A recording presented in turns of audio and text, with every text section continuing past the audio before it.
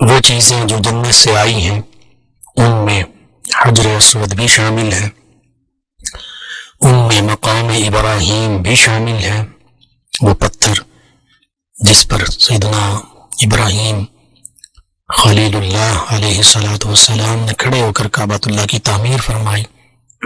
اسی طرح تابوت سکینہ، یہ بھی جنت سے آیا ہوا تابوت۔ اسی طرح 4 نہروں کا حدیث مبارکہ میں ذکر ہے کہ یہ جنت سے کہہ سکتے ہیں ان کا اوریجن، ان کا آغاز ہے، نسبت ہے۔ وہ کون کون سی ہیں؟ دریا بھی انہیں کہتے ہیں، دریائے نیل ہے، دریائے فرات ہے۔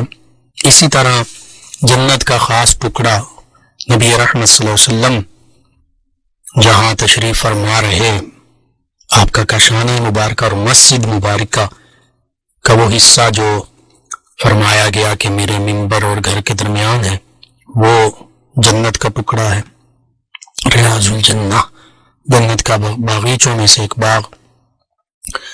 اسی طرح عجوہ کھجور جو ہے، اس کے حوالے سے بھی حدیث مبارکہ میں یہ ملتا ہے کہ یہ جنت سے ہے۔ تو یہ ساری چیزیں وہ ہیں جو دنیا میں موجود ہیں اور جنتی اشیاء ہیں۔